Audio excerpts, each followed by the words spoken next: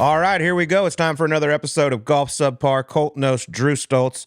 Another tournament in the books on the PGA Tour, the Valspar Championship, and Peter Malnati. Obviously, it was just clear as day. Everybody picked Peter Malnati. We had that as our picks last week, didn't we? I think I remember going off air saying, look out, this is a Peter Malnati week. I mean, especially with his track record at Valspar. He's been a beast. Made one cut, best finish 60th, broke par once, goes out there, wins the golf tournament. Totally makes sense. Yeah, it's kind of just the way this entire year is going. Like, you know, we've talked about it a lot. It's like outside of Scotty's 2 dominant weeks in a row, and then Wyndham win at Pebble Beach. Like, there's another Ryder Cup guy, and we were set up for a monster final round there with Ludwig and that thing. But other than that, dude, it's been like, if you're looking for your first win or you've been on a long winless drought and you're trying to get back in there, like, this is the year that's doing it. And I guess that's kind of to be expected, don't you think? With the signature events, like, all right, here's your guys. More or less, it's the same dudes every time. You're only going to get a little bit of trickle over in the non-signature events from those guys. Like, it's not 2 tours, but it's like, yeah, these are the events those guys, this is their only crack, really. Yeah, and Peter Malnati gets his second PGA Tour win, first one in 9 years, over 3,000 days. Just an incredibly emotional interview afterwards with Kira Dixon. That was awesome. Shows how much it meant to him. He's obviously got a great support system between his wife, his kids, his caddy, Chad Antis, who's been caddying on the PGA Tour for shout out to him. 20 years, got his first win. Really cool for him to get that W. But, man, it was an exciting tournament. The leaderboard was crazy bunched. The last couple of hours, I mean, I know it wasn't the biggest names in the world, but it was still pretty damn fun to watch. And Peter making that birdie on 17 was just huge. That was huge. And, like, 2 things about him. One, the interview afterwards, like, with all the bullshit talk we've been going through for the last year, like, this guy's signing for this much money. Who's going? He wants this money to play here. No, he just signed for this. No, he's gonna. It's like all money. It's all millionaires talking about more millions, and I think it's exhausted a lot of the golf world, and I don't blame him. I know you and I get sick of fucking talking about it, but we have to. But it's like to see Peter Malnati get up there and win, whether he's your favorite guy or not. Like, he just made 1.5. He made 1.3 all last year. Like, he cried. Like, this is legitimately, like, life-changing. And there's another side to the coin in pro golf other than which top 20 player in the world is, how many millions of dollars are they going to make every single year? It's like these dudes, like, that's his real life. Like, he's been a hang on to your tour card type of guy for a while now. And it's kind of a breath of fresh air to see, like, you know, the other side, I guess. Yeah, I mean, it's a great story. Like I said, I know it's not the biggest name in the world, but for him, I mean, $1.5 million, I don't think that's why he was crying. I think it's because he's had 12 top 10s in his career. He won down the Sanderson Farms back in 2015. But for him to get 2 more years, and also, listen, we were one of them. We questioned why he got a sponsor exemption at AT&T Pebble Beach. Like, he's on the board. It looked a little weird that he was getting a sponsor exemption. Hey, now he can put all that to bed because he's like, hey, I don't need one now. I'm in the sponsor exemptions. The rest are in the special, the whatever they're called, elevated events, signature events. They change the damn name all the time. But he's in them this year. He's in them next year. It was a huge win for him, and it's just, like you said, for a guy that, I mean, I know that life. It's a grind to keep your card every year. So winning for him is a massive deal, and it's more than just the money. It's the biggest thing for him is the 2-year exemption. Yeah, and I know he took heat for getting that sponsor exemption. Anyone that gets offered it is going to take it. You're not going to say no to it. I completely stand by the fact I think it was a total political move there, and I don't think they should be used like that. He was the beneficiary of that, but like you said, he gets to put it to bed now. And the thing that's going around, like golf Twitter or whatever you want to call it, the drop on 16 was you need lucky things sometimes to happen to you when you're trying to close out and you're not a guy that wins multiple times a year.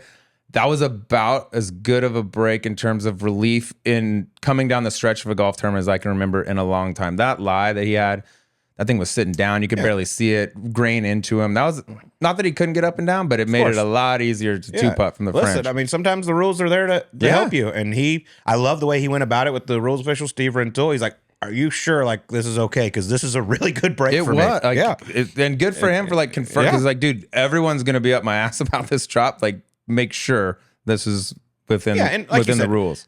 You don't know if he wasn't. I mean, he still could have got it up and down from the shitty lie, but that made it much easier. And then to go on to birdie 17 and then the par on 18.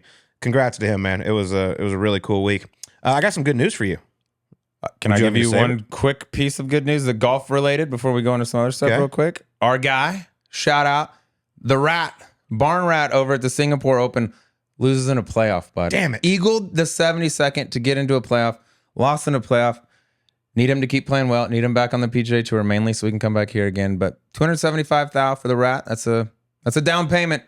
on a gone. Bugatti or something like that. Yeah, so congrats to Rat on the new whip. But I saw that. Good to see him play well. He has been struggling. I think I heard at one point he missed like 18 cuts in a row or something. It's been a rough stretch. Good for him. But he's back. All right, I'll throw some good news at you as well. Okay. This past weekend, I was lucky enough twice to play golf with one of our favorites on the show here, Jon Rahm, Masters champion.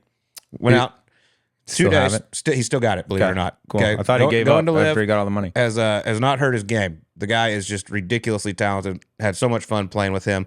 We had two boys pop off. Shout out to one of our guests, Ben Lamb, our buddy Shane Sigsby. Went to dinner on Friday night. They got a little liquid courage in them. And they decided to pop off. And like, how about we just play you two tomorrow?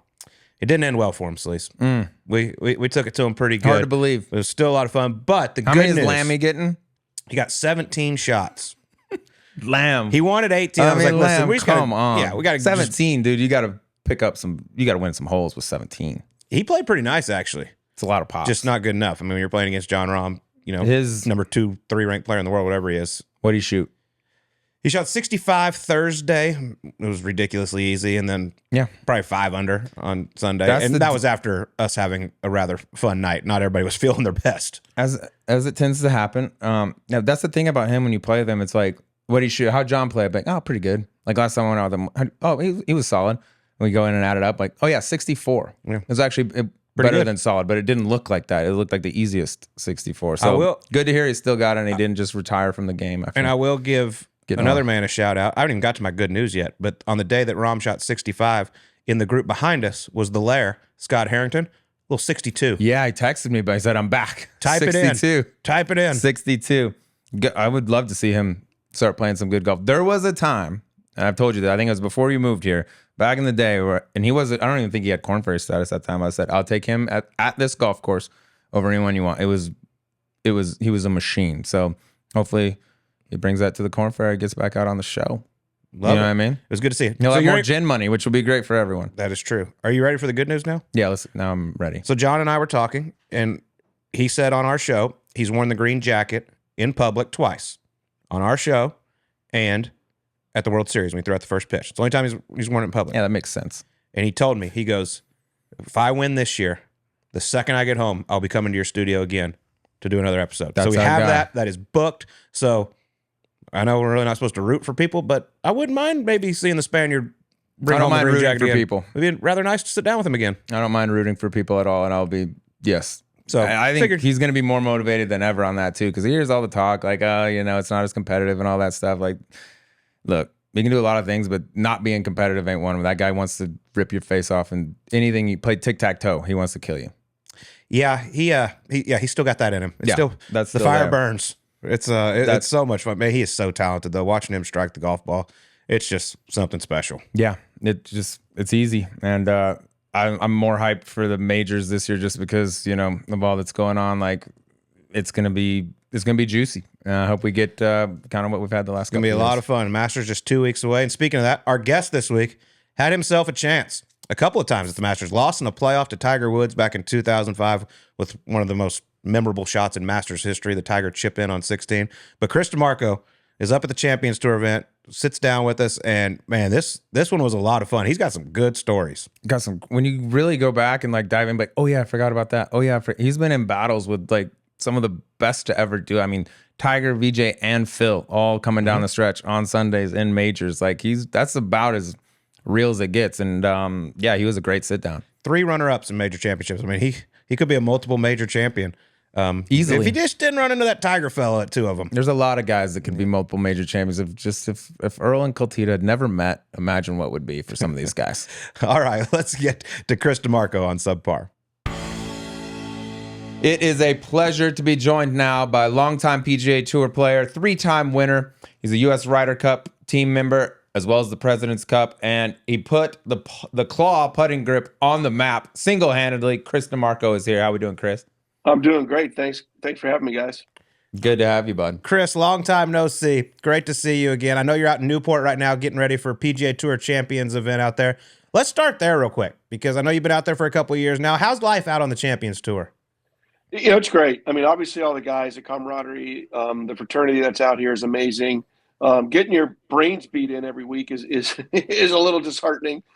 These guys can play some golf out here, and they're playing their asses off. And it's we don't really play for much money, so I can't say it's big business, but it is big business. I mean, it's a second life for us, and we're out trying. But it's funny, you go on the range at today. If you went out there today at 6 o'clock, there'd still be 30 guys on the range banging balls. So it's not like what it used to be. They're not sitting around a table drinking beer, drinking wine, having a good time. They're working on their game, trying to get better. Do you wish it would go back to that? Where that sounds like a way cooler tour back then. I liked it when I remember 30 years ago there was only maybe 5 guys that could win out there. Now there's 78 guys that can win. Anybody tees it up can win. So the competitive nature out here is definitely greater than it was. And you're seeing guys have second careers. Stephen Alker, a guy like Scott Perrell who'd never really played the tour. I mean, you're seeing it, and these guys they're not afraid, and they're coming out and they're winning. What's gotten into Stephen Alker? Because he just turned into a behemoth like overnight. Seems like he never plays bad out there. The first tournament he qualified was a couple of years ago at Flint, and I played the second round with him. We both shot 68 the first round. And I'm like, all right, who's this kid? What's he going to do? And he went out, and literally then he just went out and finished top 15 the next 28 tournaments in a row with like 3 wins. So, yeah, he hits the ball really good. He hits the ball still very far, and he's a great putter. He just doesn't miss anything from 6 feet and in, and it doesn't matter the situation. There's really no nerves in him, and that's what it takes out here. Is obviously we're all getting older, and nerves play a big part. Even though we've all done it many times, it's still the competitive greatness inside of you that wants to come out, and expectations you put on yourself, and you have to control those nerves. Nerves are still part of the game. Yes, they are. And, I know a lot of you guys out there that are just getting going on the Champions Tour from early on in my PGA Tour career, and things are changing a lot in the game of golf right now. What is the talk out there on the Champions Tour about everything that's going on with LIV and all this money being thrown around? Well, we're kind of hoping that LIV buys a Champions Tour, to tell you the truth. Let's play for a little real money out here. I mean, this is kind of a joke when we're averaging $2 million. There was like 7 guys last week from TPC that made more money than our purses. Yeah. Wow. That's wild. It's pretty nuts. 25 mil. I think it went down to if you finished top 40, you made 6 figures at TPC. Yeah. That's nice. I mean, that's amazing. Yeah. It's unreal. But is it for y'all, is it kind of this is awesome? I mean, that they're playing for this much money, or is it like, damn, where was this when we were out there? I was fortunate. You came in about the same time as Tiger did, and for me, you were a little later than that. But so I got to go from we were playing for $1 million to all of a sudden we're playing for 4 and 5, and I thought that was now we're playing for so much money, and then now that Tiger and Rory and all these guys and the tour has just gone even way more than it was. All of a sudden they found $150 million out of nowhere and added that to the purses. So now they got 14 elevated events at $20 million a piece, and TPC $25 million. So obviously the money's there.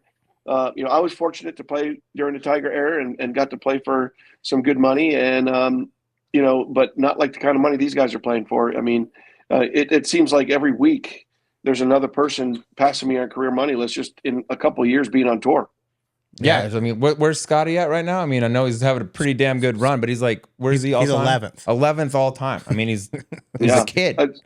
It's unbelievable. I mean, I was doing some math last year, and in 31 tournaments last year, he made $30 million official in 31 events. It's unbelievable. He's on $1 track million this year. to start. Yeah, and it's he ain't going slowing down. I mean, last year, number 126. So you lost your card, made over $1 million. Yeah. Yeah, I mean, it was I think Curtis Strange was the first ever to win over $1 million back in 1991. So golf's come a long way, and it should. I mean, I don't fault any of those guys for going to LIV. If you would ask me the same thing in 2004 and 5 when I was at the height of my career, see you later, I'm gone. And it was be a purely monetary thing for me. I mean, you're talking generational money these guys are making. It'd be nice to have that in the bank and have your kids taken care of and all that. I don't see any problem with it. I mean, when they first came out and they said, "Oh, we're playing this less golf," all that's bullshit. You know what? They just want to play for a lot of money, and they deserve it. They've had some great careers. Why not go get some money? I mean, that might be the best take I've ever heard on the whole LIV situation right there. I loved every word of that. Yeah, you throw 9 figures out there. It's like, how do you really turn especially that down? for the older guys, Chris, like you mentioned, dude, some of these guys that were in the 7th, 8th, 9th inning of their careers, the Poulters, the Stensons, the Westwoods, guys like that. I mean, that's got to feel like just a golden parachute coming down. Yeah, a guy like Pat Perez. Yeah. I saw Graham McDowell at the Old Memorial Pro Member, and he was telling me, he goes, listen, I went up to Jay Monahan and said, listen, I love the tour, but you know what? I'm struggling to keep my card, and these guys are offering me all this money and all these tournaments and less golf. He goes, I'm sorry, I'm going. And I don't blame him one bit. I said, I would have too. Yeah, and a guy like Graham, he's handled it so well. He hasn't bashed the tour. Like Charles Howe's another perfect example, who is still an ATM machine out there. I remember he came up to me at Hilton Head year before last, and he's like, "Man, what do you think about all this?" And he's like, "What if I got an offer?" I was like, "Honestly, I think you'd be crazy not to go. I mean, you're 44 years old. Like, you don't have to worry about beating these young kids all the time. You get all this money up front. It's not too bad. I just hate that it's divided golf." I agree with you. I mean, at some point, I think, and not to bash Jay Monahan, but I think he handled it terribly. I think the beginning, just to having the cut and dry thing that he did, I think it was a little too much. I think he should have maybe let some of this soak in and see what's going to happen with this. And he just got to the point where it was just black and white. That's it. And we're taking this route. If you play there, you're off. I mean, I think he could have done a little bit better job with that. And then the guys that stuck by, Rory McIlroy, these guys that turned down a lot of money. Now what do they have to show for it? And if these guys get to come back and play, I mean, I'd be pretty ticked off if I was them. Yeah, I'm with you. It's going to be interesting to see what unfolds over the next year. But let's talk a little bit more about you. I want to go back. You mentioned you aren't playing for a lot of money now. I want to go back to Canadian Tour. Okay, because yes, that the is roots. Sleaze loves. We call them Jicky Jacks out here. The mini tour events, stuff like that. Canadian Tour, though. Take us through your start of your professional career out on the Canadian Tour. Yeah, I went actually to South Africa that year. We got married in '91, my wife and I, and so we went to South Africa. I played pretty good over there. Finished like 14th on their money list. Had to go over and qualify. Made the first qualifier. Made every cut, so I didn't have to qualify again, which was nice. And then we drove in a van from Orlando, Florida, all the way to Victoria, Canada, and we played 12 weeks across the country. And I finished 13th the first 2 weeks, and then I never finished outside the top 7th, and I won the Order of Merit with my wife counting me the whole time. Thought we were millionaires, made 57,000 Canadian. Thought we were like, the shit. We were hopping and going crazy, and actually made more money, U.S. money, in bonuses, because back then the Titleist would pay bonuses. It was unbelievable. I made like another 25,000, 30,000 U.S. in bonuses. So we were living the high life, I thought.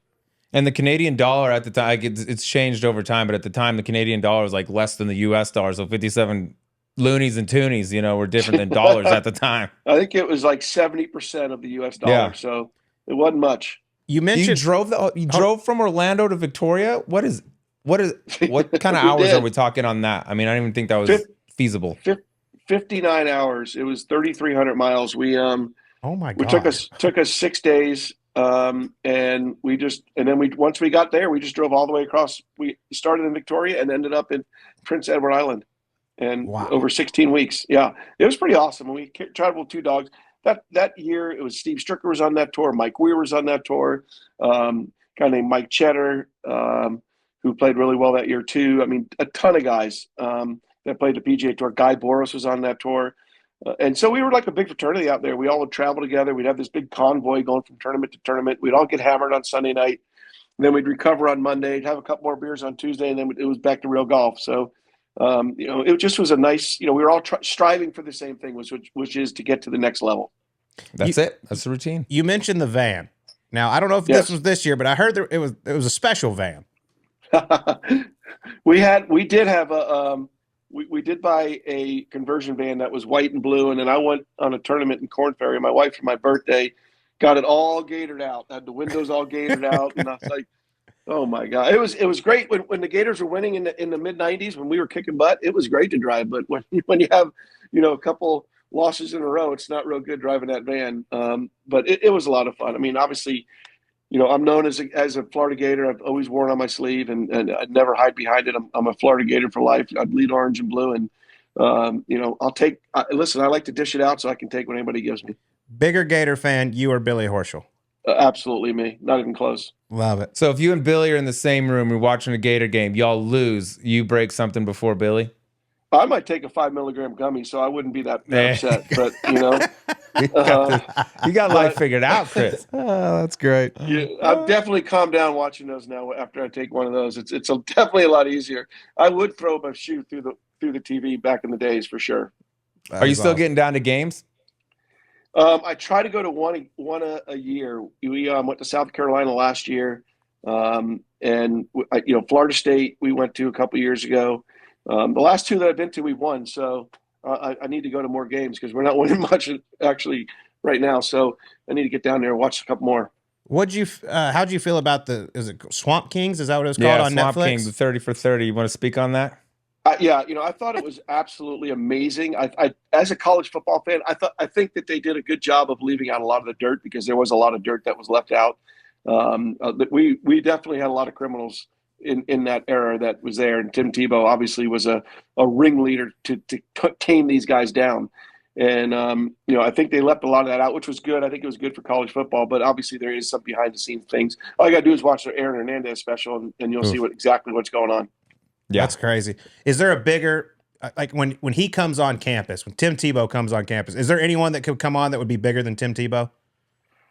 I think the only one that is equal to Tebow, and obviously it's a different era. It's almost like comparing Tiger to Jack would be Steve Spurrier to Tim Tebow. Yeah. I think they kind of are, of their eras are the two guys. Danny Werfel's obviously a huge guy too, but he's such a soft-spoken guy. He likes to be in his own lane. But, only 3 Heisman Trophy winners ever out of the University of Florida are those 3 guys. But Spurrier probably, has the personality to kind of combat Tebow a little bit. Yeah, Spurrier, the old ball coach, man, was a huge, huge fan of him. You're a Denver guy now. You're making your way up in Denver. Are you an adopted Broncos or Nuggies fan? Where are we there?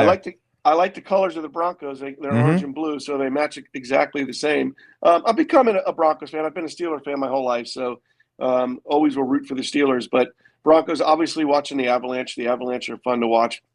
Our son lives in Tampa, so I've become kind of a Tampa Bay Lightning fan. So as long as they're not playing Tampa, I'm usually rooting for Colorado. And then the Joker and the Nuggets are amazing. I mean, what that guy is, he's crazy. So they're fun to watch. Yeah, it's a great sports town. Denver is a fantastic sports town. All right, before we get back to Chris DiMarco, Colt, very excited to announce a new partnership that we got here that I think every golfer in the world will appreciate. We all know what a headache it is. Going to the airport, lugging your clubs, put them in the bag, back and forth, the problems. Shipsticks has come on board to make the whole process easier for everyone. I use them virtually every single time I travel. I know you use it as well. It's one of those things, like once you use it once, it's really hard to go back to lugging your bags to the airport to and from.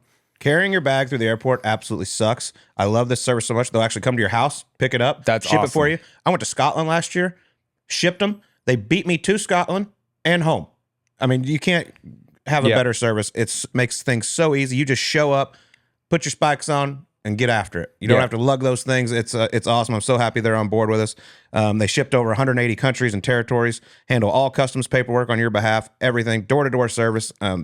What a brilliant idea this was, and I'm so happy to have them on board. It's legitimately one of the rare golf products. You use it once, you'll never not use it again. From your house, from your home course, to and from wherever you want. Just eliminate the whole process. You get like better insurance on it than the airlines anyway, so use it one time. I guarantee you're going to come back. Shipsticks, because golf is hard enough. Enjoy 20% off your next shipment by visiting www.shipsticks.com/subparpod.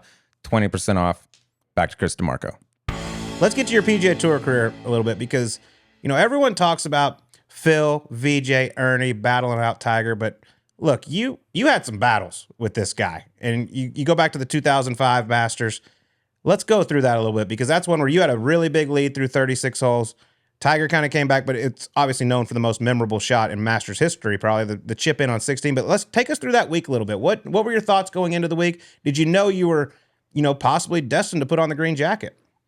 I had played good there the year before. I played in the last group with Phil, watched him win his first major, playing with him. And then at the end of the year in 04, I lost in the playoff to VJ at the PGA, me and Justin Leonard. So getting into the position to win majors was getting more comfortable for me for sure. And I was playing really good going into that week. So, obviously with great memories from the year before. So I was ready to go. And, we had to come back on Sunday morning and play the last 9 holes. And I had shot in 33 on the front and was going to the 10th tee, and they blew the siren for us to have to come out the next day. And I didn't hit a bad shot on that next 9 holes and shot 41. So I don't think they cut the fairways. The greens were cut. It was a little chilly. The ball wasn't going as far. And, then I had to wait till 3:00 to go again. And Tiger went on a run. I think he had birdied like the last three and then birdied 10, 11, 12, and 13. So yeah, I think I was three back going into that Sunday afternoon, but still a lot of confidence in what I was doing. I was in such control of my game, and my nerves, everything. So, I knew just to go out and go do what I could do. And I think I think I shot 68 to 71, and we obviously went to a playoff. And I was working with Gio Valiente at the time, really good sports psychologist. And the thing we were working on was expect the unexpected. So certainly wasn't expecting him to chip in on 16, but certainly had crossed my mind before he hit the chip. But I had the best seat in the house. I was right there by the bunker watching that thing go in. Yeah. At what point when it was rolling down the hill where you're like, this is fucking in? I guarantee this goes in. Because the whole world was like, dude, this is Tiger. This is what happens. I was blowing. I was like, I was trying to hold that shit out. It was, it was crazy, man. You look at Tiger and what he's done, and you look at like Mr. Nicklaus the same way. And in the biggest moments, in the biggest times, they just do amazing stuff. And, I don't think there would have been anybody else that could have done that other than Tiger. And, it's what it was. I mean, I knew that I still had a chance. I was only two back with two to go. And obviously he made two really bad swings and made two bogeys, and I was able to go into a playoff. But, the great ones figure out ways to do it. And he certainly is one of the greatest of all time. They show that shot on 16 all the time. Vern Lundquist with one of the most iconic calls in Masters history. Does it still sting a little when you see it, or is it just like, man, that was incredible to be right there when it happened? I don't think I've ever gotten more notoriety for finishing second in a tournament, because I really didn't back down. I just got beat. And, I think people love that about, look at Rocco Mediate, look at Bob May, guys that, that didn't back down to him. He never scared me. He never intimidated me. Did I know he was a better player than me? Absolutely. I mean, he had more shots than me, better focus than me, better nerves than me. But any given day, he never ever scared me. So I always went in with the mindset that who knows what today has to bring. Let's just go out and bring our A game. If my A game is on and, Tiger has a B plus C game, I can get him. So you got to go out and do what you can do. You damn near did get him. I mean, a lot of people forget that he goes in bogeys 17 and 18, which is completely unlike Tiger at that time. Such a killer. How shocked were you that he kind of let you back in that thing, and you damn near ended it on the 72nd? I did. I hit a really good chip that kind of hit the pin and rattled out. I was so comfortable there. I just love that place. This is before, they added 800 more yards. So, I was every tee ball I was comfortable with. And, you don't find those places too many. I was really fortunate that Augusta was one of those places for me. I always felt that way at Hartford. Hartford was another course that I felt really good at. Not a long golf course, something that you could, hit 265, 275 and you're in play. And, that's what you look for on tour. There's a fortunate thing is, there's 43 or 44 tournaments. You only have to play 25 or 26. So you find 25 or 26 of your favorite ones. Yeah. I mean, I would have to think, I don't know if you've talked to him about it all, but Tiger had to respect the hell out of you. Because, I mean, you gave him everything you got every time. Like you said, you never backed down. He didn't scare you. I mean, to go out there with Tiger with a 3-shot lead going in the final round and you to shoot 68 to his 71, like probably everyone in the world thought this thing was over going into Sunday. And you went out there and said, no, sir, not yet. Yeah, no. And he's very respectful, but he loves that. That's what he wants. He doesn't want somebody to cower and go away. He wants to be challenged. I mean, that's his drug. His drug is to be in that situation and then outperform whoever he's playing. And, he is a very respectful guy. He respects you for what you can do. And, he is, he definitely, whenever you hear him comment on whether it was the PGA Championship with Bob May or the U.S. Open with Rocco Mediate, he always throws a lot of respect towards us for challenging him and putting him up to that, that big fight. That's funny. You look at the three guys that really challenged him, like took him to extra holes. Yeah, were not the longest guys, not the biggest guys. I mean, they were honestly, probably big underdogs going against him. I mean, he could overpower him, and all three of you just went toe to toe with him until the very end. Well, we all were really good drivers of the golf ball, really good iron players, and really good putters. So he knew he had to be on. It didn't matter. Sunday at Augusta that year, I mean, he was hitting it 50, 60, 70 by me all day, and I was hitting it closer to the pin every hole. So, he knew that the game was on, that he had to go out and play some good golf. I mean, he was working on his golf swing. I think he just started working with Hank Haney at the time. So, there were some things going on. But, he watched me hit it. And, I mean, a couple lip-ins on the lip outs in the front nine. And, I mean, it could have been a different story. But, again, you're playing Tiger Woods at Augusta. He seems to pull out some great things there. And didn't you chirp him? Correct me if I'm wrong. Did you chirp him a little going from 9 green to 10 tee or something along those lines? Am I remembering that correctly? We were walking down 11, and I just hit one a little closer to him again, and I just said, "Are you tired of putting first yet?" And he just went, "Fuck off." You're hitting 4-iron, probably he's hitting wedge. Yeah, that shit gets old. But he loves that. He loves that kind of stuff. He really does. It's a funny story. One of the funny stories was I was playing that day. We were getting ready to tee off, and I was on the range, and just him and I in the range. And the Gators had won a national championship in basketball that week on Monday. So I took a golf ball out and I wrote "Go Gators" on it, and I chipped it down to him and hit a really nice little chip that right into his bucket there. And he lifted it up, took a Sharpie out, scratched, sent it back down to me, and he scribbled out "Go Gators" or "Go," and he wrote "Fuck the Gators." So I still have that golf ball. He doesn't sign balls, but I have that one. That's awesome. Keep that. Yeah, keep that one. Thing. I love that. That's a good story. I got a question I'm curious on, because I think you're one of the few people that can answer it. You played in the final round, in the final pairing of the final round of a major championship with both Phil and Tiger in their prime, basically, too. What's the biggest difference between being paired with Phil and being paired with Tiger, if anything? Both times that, obviously we're at Augusta, and, both of those guys were obviously huge personalities. Phil was looking for his first major when he won in 2004. So, you talk about a monkey on the back. For him that's why I think he only got a half an inch off the ground when he jumped. That monkey was still on there.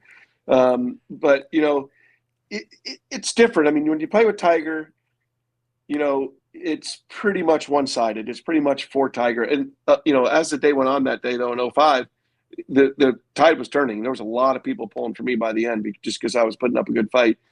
Phil, just a thumbs up and the whole thing. People love him. He's really good to the fans. So, but you kind of people root for both people. I think, obviously it's tougher playing with Tiger just because I feel like, Tiger his focus is he's not going anywhere. No. Is it more of a circus with Tiger? Like as soon as he puts out, like, the army goes to the next tee? Yeah, and he's really good about that. He's really good that if he lags one up within a foot of the hole, a lot of times he'll mark it knowing that that's what's going to happen.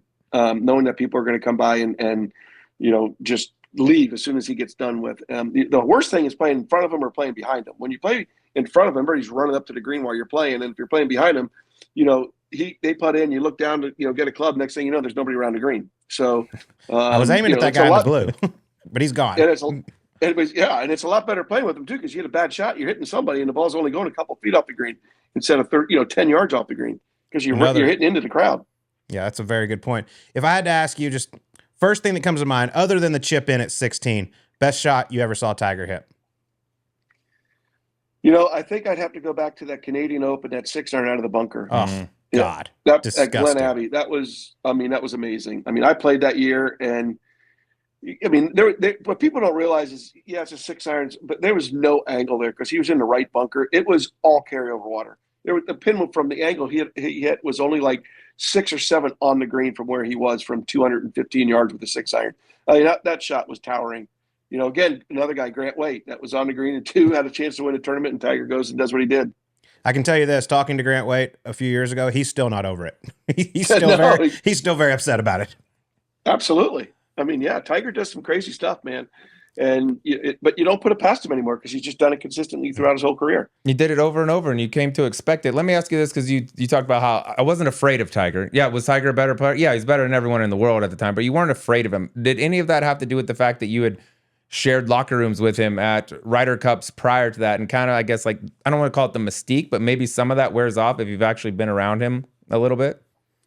Well, I think, the first time I ever played with Tiger in my life in a tournament was in 2001 at the Masters. And I shot 65, 69 and was leading after the first 2 days. And he was going for the Tiger Slam, and we got paired on Saturday. So you talk about nerves. Those are the biggest nerves. Those are bigger than the first time I ever teed off at Augusta. That, playing with Tiger, having the lead. And then I went out and I played pretty good. I shot 72 to 68, and he obviously went on to win, but I finished top 10. And but playing with them and being able to handle myself really goes a long way. And when you can do that, because, that every shot's watched, every shot on TV is going to be on TV. So, once you can go through that and perform through that, it really gives you a boost of confidence. Yeah, and you, like Slee said, you shared lockers with him at President's Cup, Ryder Cups. I heard there was an interesting story, and I believe it was your first Ryder Cup going to the tee for alternate shot, and things kind of changed on the way to the tee. Yeah, Jay Haas was my partner, and we had practiced the whole week. We were playing alternate shot. I was going to tee off on the odd holes. He was going to tee off on the even holes. And, listen, there's been some nervous moments in my time, but the Ryder Cup is by far the most nerve-wracking experience I've ever had in my life. And we practiced all week. I was going to tee off the first hole, and we're at the range. We're at I think we're at Oakland Hills in Detroit. Detroit, is that where it is? Detroit, yeah. No. Yeah. Mm-hmm. And we're walking to the tee, and I said, Jay, I don't think there's any way I can hit this tee ball. There's no way I can hit this tee ball. We have to you have to switch it up. And he's like, all right, we can do it. And so we switched it up. I didn't think it through because I was still really nervous. So he hit a kind of good one up the left side. I hit it on the green like 30 feet, and then he ran it by 4.5 feet. I'd much rather hit that drive than have a 4.5 footer on the first hole in the Ryder Cup. Somehow I shaked her in there, and we went on to win the match 3-2. Jay hit it to like 1.5 feet on the 16th hole, and I was praying to God these guys would give me that putt, and they gave it to me, and we ended up winning that match, which was pretty good for us because we were getting pretty licked that first day, and we ended up at least we made a little bit of a comeback that morning, but we still got stomped that Ryder Cup. That's beautiful. That was the one where Tiger and Phil famously went out together. What was the team, I guess, attitude about that when they heard about it? Was it a shock, surprise, or did you guys know this was coming? At the time, I think there was a mutual respect for each other with Tiger and Phil, but I don't really think they liked each other too much. In fact, I'm pretty sure they didn't like each other too much. Two big alpha males for sure, and obviously they were 1 and 2 and very much ahead of anybody else in the world. So you would think that you put those two together, but if they don't like playing together and they don't like each other, then they're certainly not going to be a good team together. So I think, Hal kind of put everybody, all our eggs in one basket, basically. And, they got beat. And I mean, what a uplifting momentum boost for the Europeans when they go out and beat our number 1 and 2 guys. Yeah, that was, I think once I understand, like I've said this before, like one time, all right, little experiment, the 2 best, let's put them out. But then after it doesn't work out, I don't know about the second time, I'm like, okay, missed on that one. Let's split them up. Yeah, in my mind, if the European team and you're like, okay, we just took them down, we got them. Oh, dude, that's the biggest lift of all time. Yeah. And they did get us. I think they beat us 18.5 to 9.5. They drummed us. Do the nerves compare at all? I mean, the President's Cup's a great event. I know it's not quite the level of the Ryder Cup, but it still means a lot. Can you compare the nerves at either of those? Yeah, I think the difference is, at the President's Cup, it seems like almost everybody's playing every day. It's 5 matches in the morning, 5 matches in the afternoon, and then there's like 6 matches on the third, and you're playing 4 days. So it's like 4 days of golf. And I think, more people are playing where, and I think we know the guys a little bit more. On the European side, we don't really know everybody that plays. They always have 3 or 4 Europeans that only play the European tour that make the team, where the internationals always seem that they all come from our tour. So I think we're more friendly with those guys. But nerve-wise, they're both very nerve-wracking. There's no doubt about it. I mean, when you slap that U.S. flag on your chest and you're playing for the country, man, it's an honor, but it's also a nerve-wracking thing. I mean, it's a privilege, it's an honor, and you feel like you want to serve America the right way. Yeah, and you had the honor of making the winning putt at the President's Cup, which was an incredible reaction right in front of Captain Nicklaus, I believe. Yeah, that was one of the coolest things ever. That I remember that night, the night before on Saturday, we were just having our team dinner, and we were all kind of having a beer here, a beer there, and then all of a sudden the lineup came out, and he put Phil 11th and put me 12th. And I said, honey, we got to go to bed. I'm going to bed. The nerves hit me right there. And, I was playing Stuart Appleby that day, and, we were just kind of in the back thinking, our match probably isn't going to matter much. And then with 5 or 6 holes left, we kind of were looking at the way things were, figuring to go. And, Phil birdied 18 to tie Cabrera. They went to extra holes, and then me and Stuart were tied going to the 18th hole. And he hit on the same line as me, and I was fortunate to watch his putt. And then, I was fortunate to make that like a 15, 16 footer. And then, my idol growing up in golf was Jack Nicklaus. And to have Jack Nicklaus kind of hobble down that hill and, no pun intended, give me a bear hug was one of the coolest things ever. That's awesome. That is awesome. And that 2003, 2005 President's Cup, without question, probably the 2 best President's Cups we've ever had out there. Are those some of your, looking back, are those like your favorite favorite memories from, that era? Yeah. I look at that 2003 one where we tied them, and then they put the weight of the whole President's Cup on Tiger, which we all knew that would happen. But then we're in South Africa, and then you put Ernie Els, with being a South African, putting that all on him. And the way those two guys went out and performed, I mean, they both birdied the first hole. They made two good par putts, and then on the third hole, the par putt Tiger made from 15, 16 feet, and then Ernie made like an 8-footer up the hill, dark. I mean, it was dark. And both of them were just going off the green to the next hole, and that's when Jack and Gary kind of called it in and said, let's just share the cup, which I thought was great for the game of golf. Yeah, I agree. That was a really cool moment, one we'll never forget in the President's Cup. All right, before we get back to our interview, a quick break to tell you, if you haven't done it yet, go check out our YouTube page. It's golf_subpar. We got some new content coming up at the ASU facility. We're going to have some more stuff coming out as the year goes on. So if you haven't yet, go to YouTube, subscribe, golf_subpar. And now back to our interview. I do have to ask about, because he said you were the OG claw, which I don't know if you call it claw, which way you want to go. Variation. Yours is a little different. Yeah. How did you come up with that? So I was the first one to bring it on the tour. I wasn't necessarily the first one that ever thought of it. I was playing a 2-day pro event with a buddy of mine, Anthony Ballestero, in Orlando, and there was a rain delay, and Skip Kendall was in there, and he's like, "What are you going to do next year?" I said, "I don't know. I came dynamite drunk from 1.5 feet. I don't know what I'm going to do." And he showed me the script. I'm like, "Yeah, right, whatever. Whatever." So the next day I went out. I had one of those putts. I knew there was no chance I was going to make it. I said, "Let me give this a shot." And literally, the putter went back like I was 12 years old. It went just straight back, straight through. Good speed, good transition in the stroke. And I'm like, holy crap. And immediately I went from shooting 73. I hit 17 greens around and have 10 putts inside 10 feet and shoot 73. And I went back to shooting 63, 64 overnight. And went out that was in December of 95. And then went out and actually qualified for the first 3 PGA Tour events, 2 in Florida, Honda and Doral, and then Atlanta. So I went up and Monday qualified for him to get in. And then went up. I had status on the Canadian Tour that year for winning the Order of Merit in 92, and I won an event up there and then missed it finals. That was the year that they canceled the 6th round of finals. I was 1 out with 1 round to go, and they canceled the final round. And then went on and played really good the Nike Tour that year and finished 3rd and got my tour card, and then had it ever since. Oh. Yeah, you made you weren't the first guy to ever do it, but you kind of put it on the map, in my opinion. And golfers will copy anything that they see working for other people. Look at the Ricky Fowler putter, and then Wyndham Clark gets it. Now half the tour, I feel like, is putting with some sort of version of that. How many people came to you after they saw what the claw did for you? And did you ever help other pros? Like Phil went to it, for a while. Like there's a bunch of guys that moved to it after that. Well, I remember I qualified for Doral, and I was putting on the putting green, and Cal Cavecchio walked by, didn't say anything to me, just looked at his caddy and he goes, "Oh, there's one way I know I'm never going to fucking putt." And sure enough, he's been doing it ever since then. Yeah. So, Tim Herring, the same thing. Tim's been using it a long time, and different variations. I know Kevin Sullivan's got one win on tour, and the only time he ever putted with the claw was that week at the match play, and he won the match play putting with the claw. So on our tour, I would say there's probably 30 to 40 of the 78 that putt with some version of the claw every week. Yeah, for sure. I think Lumpy went to it because he can hold his cigarette. Yeah, right he there can in the smoke while fingers. he putts. It's great. You can keep the smoke right there. Yeah, exactly. Yeah. I gotta fill it.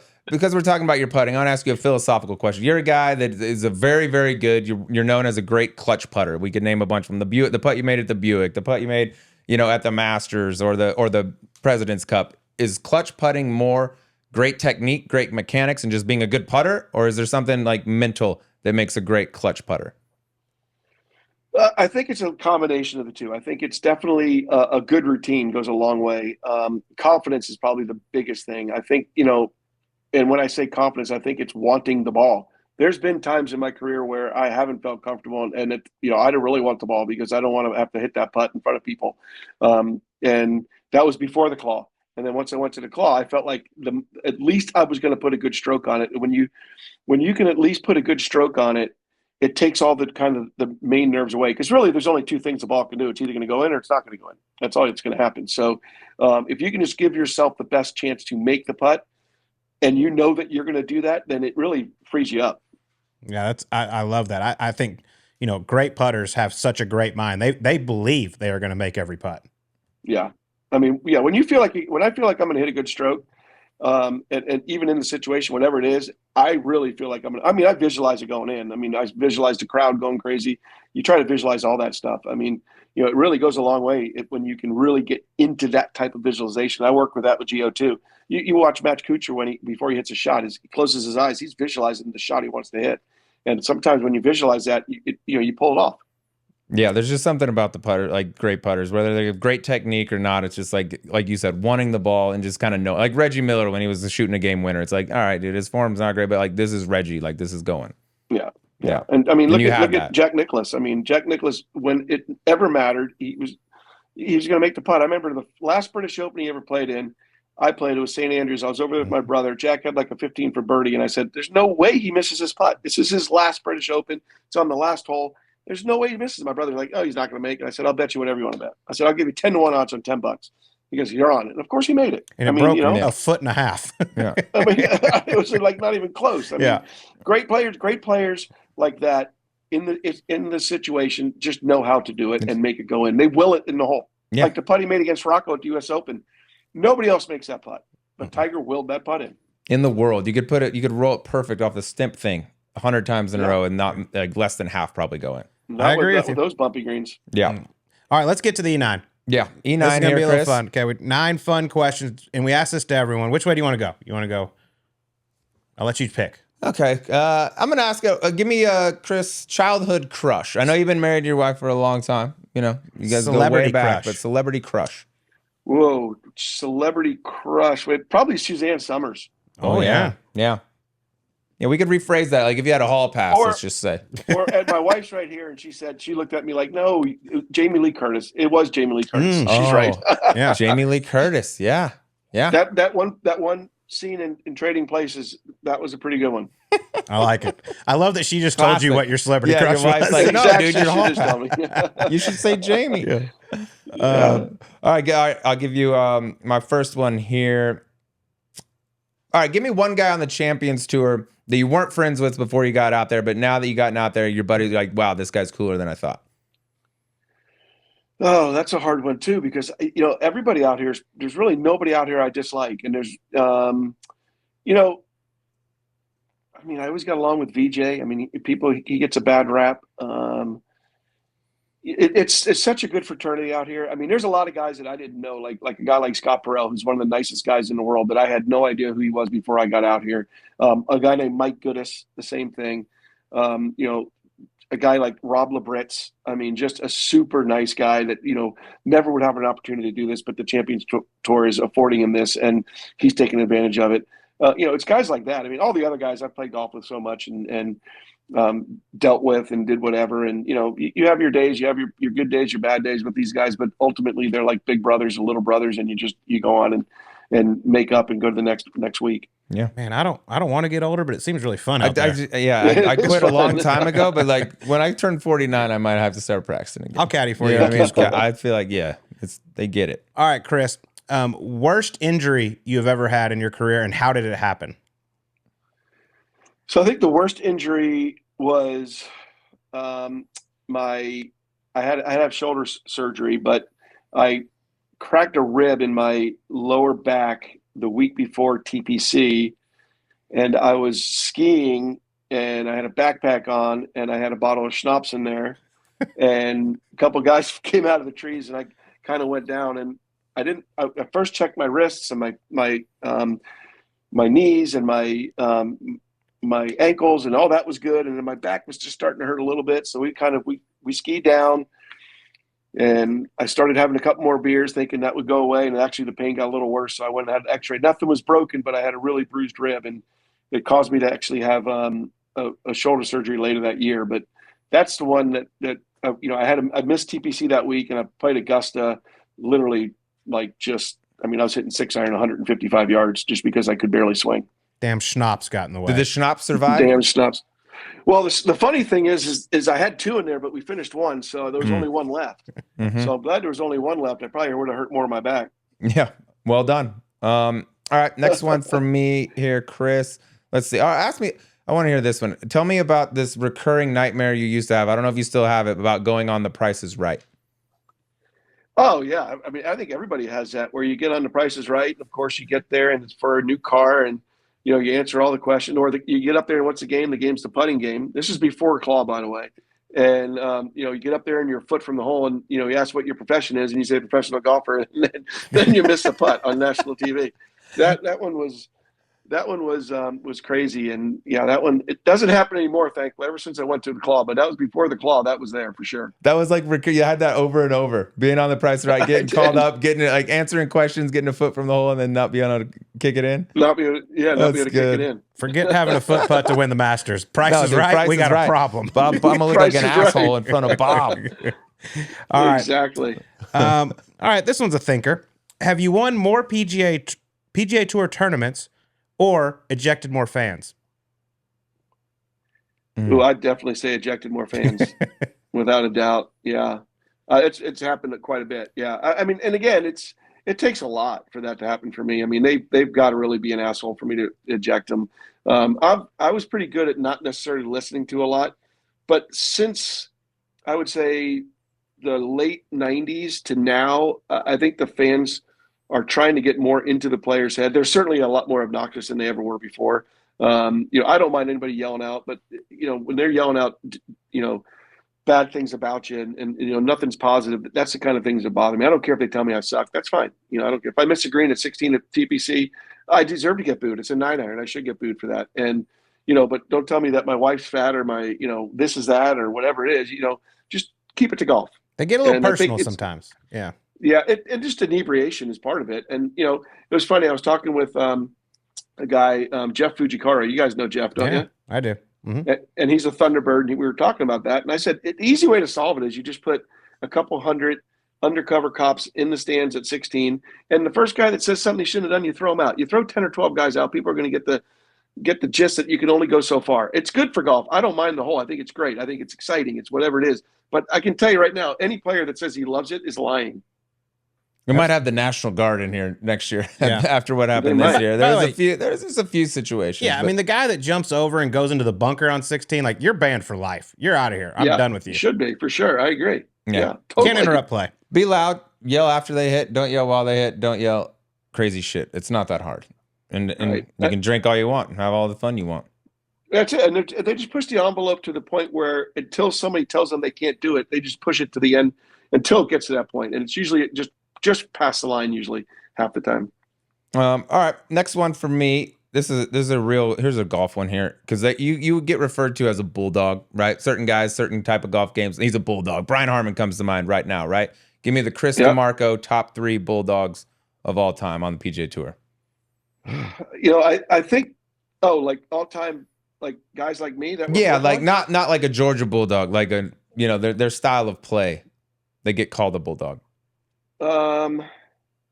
Yeah, and right now, or anytime, just guys that you think like this guy's a tough out, like he ain't gonna lay down and die, like the same way you were. Probably not like the most powerful guy in the world. Yeah, one that's got to grind his way hitters out and just get up and down. Yeah, I mean, who was like that was Paul Azinger. Was like that for sure. Mm-hmm. I mean, Paul Azinger, he wanted that. I mean, the bigger the moment, especially when it was a Ryder Cup or a President's Cup, was huge like that. Even though he's not that vocal, David Toms is like that. I mean, that guy, you give him the ball when it matters, he's stepping on your neck, and he ain't afraid of the moment either. I'm trying to think of who else. So many guys that are like that. I mean, that are just Billy Horschel's like that. Yeah, Billy Horschel. I agree. He gets. You talk about somebody who gets fired up. That guy gets fired up. I love Max Homa. I think is a lot like that too. I love watching Max play. He gets fired up. I like the guys that show their emotions that aren't afraid to get crazy out there. Justin Thomas. I mean, he's awesome to watch. I love watching him, especially in the Ryder Cup and President's Cup, because he brings the emotion you need there. Even though my favorite guy in the world isn't in, and I'll only say the only time I kind of like him is at the Ryder Cups. That guy is Patrick Reed. I mean, I think he's a dick in life, but I think he's a great player. On the President's Cups and Ryder Cups, I think he's fantastic. I just think he works really hard to be an asshole. He embraced that too, like being the villain. Like he loves that. I mean, that match with Rory, he was won all of it. I mean, I don't deny his golf game. I think his golf game is awesome. It really is. But he just worked really hard to not really be liked. Well, we can stay on the Ryder Cup for my next one. You played 2 President's Cup, 2 Ryder Cups. MVP of the after party. Oh, MVP of the after party. Oh God, that's a good one. I mean, probably me for sure. I mean, Nice. That's perfect. Yep. Self-suck, $20 into our cup here. Yeah. I remember the one in at the K Club. Every time I'd walk out of the bar with a full beer, Tiger was doing DJ, and he'd say CD, and I'd go over and just go chug my beer, and I have to go back and get another one. So he was having a good time that night too, even though we got smashed. But we got smashed twice. We got smashed that afternoon, and then we got smashed that night. Sidebar: this doesn't count as a question. Tiger's the DJ. What's Tiger playing? Oh, I know this answer. Oh shit! What would Tiger play? It was. I need to know this. He was. I don't listen to that kind of music. Like as far as like, I'm not a rap guy, but I'm sure it was something to that extent. Some type of back that would have been 06. I don't even know who was big back then in 06. Who is it? It's Drake. Nice, good pull. Back in 2006, Drake, that was the golden era. Who's Beyonce married to? Jay-Z, T.I. Maybe some Jay-Z. Lil Wayne, yeah. He's Lil Wayne. Lil Wayne was monstrous. Every time I've been around, it's always like 90s hip hop, and he'll throw some R&B in there. No, too. I love that. Yeah, I know it's your style. That's beautiful. That was the golden era. All right, that didn't count as a real question, Chris. My last one, real question, 2-parter here. Okay, which tour player do you dread talking to the most after their alma mater beats Florida in football, and who do you look forward to talking to the most after Florida beats their school?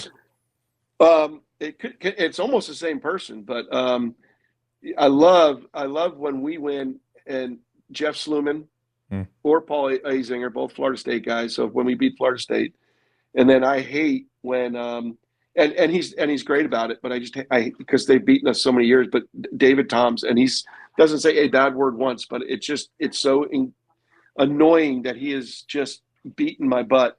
The Gators have lost to them so many times. Yeah, it's tough. That's a tough conference to come out of golf-wise, because it's just like, man, they're just killers every year. I mean, Florida's been it too, but you got Georgia, LSU. I mean, there's just somebody's going to be sweet every year. There's so many Georgia Bulldogs. Bama. Kisner and all the Harris English, and Hudson Swafford, and all those guys. Tommy Tolles in my era. Georgia Bulldog. Those were Georgia and Tennessee were the 2 schools my kids were not allowed to go to for college. Anywhere else they could go, but they couldn't go there. I like that. All right, last one. We're going to go back to the 1988 U.S. Amateur. Okay. Which decision would you like to have over again? Would you have actually like to book a hotel room or not giving Buddy Alexander your Walkman? I think I probably would have liked to have booked my my hotel room, but he did come back with a great response, because I said, Buddy, I think I'm going to need that Walkman back when we were playing each other the next day. And he goes, I think I'm going to need those irons back. And I said, yeah, you can keep the Walkman tonight. You're fine. They had to play each other. Because I was using the university irons. Yeah. So Buddy Alexander was his coach at Florida. They had to play each other in the second round of the U.S. Amateur, and they were rooming together because Chris didn't book a hotel room. Nice. I didn't know. A little bit awkward. A little bit awkward. Do you like your scholarship? Would you like to keep it? So Buddy said his Walkman broke, and so Chris let him use his each night to listen to it. And then they end up playing each other, and he's like, "Hey, I'm gonna need my Walkman back." He goes, "Well, I'm gonna need those irons back. I'm gonna need all the shit in your dorm back. I'm gonna need it all back." Exactly. How'd the match end up? Forgive me that I don't know. He waxed me. He played some good mind games with me for sure. But he was really good at that type of format. Obviously, he was a U.S. Amateur champion, so he won in '86, and that was only 3 years later that we played each other. Well, I can tell you this. I talked to him for a little bit this afternoon. He speaks so highly of you. He loves you. Said one of the most fierce competitors he's ever had on his golf team. Yeah, he taught me a lot about the game. I owe him a lot to that. He taught me how to play the game. I was natural. I had my ability, but he taught me about what the game of golf was and how to play the game of golf. And for that, I owe him a lot, because he was really good at it. That's one of the all-time great. Well, this has been fantastic, Chris. We really appreciate you coming on with us. Best of luck this week out there in Newport. Thanks. Hopefully we get a little hot streak. Got my wife caddying again, so hopefully we can read some putts and get a W. Yeah, Let's go get put it going. Stephen Alker in check, dude. Let him know. Exactly. This ain't just free I might reign. have to give him a little shoulder bump to start the round, just to let him know I'm here. Just something. Exactly. Bend a wedge or something. Yeah. All right, that was Chris DiMarco joining us on Subpar, man. Some great stories. I love when he flicked the Go Gator ball down there to Tiger Tiger had some nice things to write back on it. That's a nice little keepsake to have with you. And then talking about the chip, which of course we're going to get into in that interview. But like, dude, as soon as it starts going down the hill, you got to be like, anyone else in the world, this ain't going in. But it's Tiger sits there like this. There's no way. And that clip, I mean, dude, what if that ball doesn't go in? Like, and he goes on to win that thing. Like that clip vanishes, and it's probably the most played clip in golf history. Oh my God, he's like, oh, remember when Tiger finished runner up with this chip that almost went in? Yeah. It doesn't exist. One of the greatest calls in Master history, Vern Lundquist. And by the way, this is his last Masters. You don't think they're going to show it a few times this year? Your life. Yeah, so great call. Cool, but man, and I remember Lanny Watkins on that call said he'll be lucky to get this inside of DiMarco's ball, and he freaking holds it with perfect speed. And it just sat on the lip for Nike just for a little bit there too. $2 trillion of marketing probably on that. Thank you. People do forget though. That's why I wanted to bring it up. Like bogey finish for Tiger in that thing, which is so un-Tiger like. Normally once he gets a lead, like that thing's done. And in that situation, like dude, he damn near stole that thing with the chip on the 72nd, and again in the playoff, really. But yeah, he's been through some epic battles, man, with Tiger and Phil at the Masters. Pretty remarkable. VJ as well. He's been around. He made some monster putts with that claw. He put the claw on the map, in my opinion. Like I'm sure people did it before him, but I don't remember anyone being like good and holding as many meaningful putts as he did. No, he's a stud, man. I really enjoyed sitting down with him. But let's get on to the Houston Open this week. Scotty Scheffler will be teeing it up. Surprise, surprise, he's the favorite, Sleaze. 2.5 to 1. You like it? I mean, dude, I'd rather bet the first half of an NCAA game than that's to win the golf tournament. To win. In a full field. We were doing our SiriusXM show earlier, and we were informed he is minus 140 to top 5 and minus 275 to top 10. There are odds in some books that are like tournament winner without Scotty Scheffler. Like he's entered the area where entire sports books are making categories that don't include him. Because like, okay, yeah, we all know Scotty, but what about without him? Yeah. That's different level. Wyndham Clark will be the favorite. I saw that this morning. Wyndham Clark is 10 to 1 to win, not counting Scotty. Not counting Scotty. Yeah, just don't count him. So no big deal. 2.5 to 1. Nice little payday if you want to load up on that one. Go ahead and I do make some dumb bets, but that one might not even be enough. Go ahead and lay that minus 140 for him to top 5. I like that. That's a nice clip. All right. 140 to win 100. Let's get to some picks. And God, this guy, it was just jumping off the page at me. I love this guy. Malnati. Yes. Back to back. Last time he teed it up, the Players finished T6. Mm-hmm. He's like I said, one of my favorites. He's hilarious. He's going off at 30 to 1. My man, Si-Woo Kim. Love him. Back on the little putter, by the way. Yeah. What happened to the big boy? He mixes it up a little. He probably broke the big one, if I'm guessing. Yeah. That was why he liked it so much, wasn't it? The first time? It's harder to break? He said, yes, harder to break. And I also asked him why his driver has so little loft on it. He said, sometimes I have to putt with it. Sometimes I got to putt with it. That's a good way to pick your driver. He's the best. If you're out there in the market. All right, dude. We talked about it. Non-signature events. Nobody's picking the people that are winning these things right now. So we've been using a little too much logic here, staying too tight to the top of the board. I'm going to go down a little further. I basically have 2 long shots for this week. First one's a guy we've been calling for a long time. Went to the University of Texas. Very familiar with the Houston area, playing golf down there. Been playing very good, knocking on the door. Bo Hostler. The Bo Show. Yeah. 55 to 1. I'm not even sniffing up top. Yeah. For the record, I think Scotty Scheffler does win, but I just don't want to bet it. Or you can't bet it. Yeah. Yes, exactly. All right. Bo Show, I like it. I'm going to go for my dark horse, 60 to 1, coming off a T3 at Valspar last week. I don't know why. I just feel like this is a really good fit for him. I know he's been playing some really nice golf, working hard to make that International President's Cup team. Canadian, Mackenzie Hughes. Been playing very nice. I'd be floored if he doesn't make that President's Cup team up there. But yeah, had a good shot this past week. Sticking with my trend on my long shot. He is a long shot. Also looking for that first win. A guy that when he first turned pro, we probably would have bet he'd have 5+ wins at this time, but been getting close. I've been getting close in these non-signature events. Might as well pick one off this week. Patrick Rogers, 90 to 1. Go. Okay, that is. I'm a just dark trying horse. to like go against the. You know what I mean? We've been picking up high, and these non-signatures is just.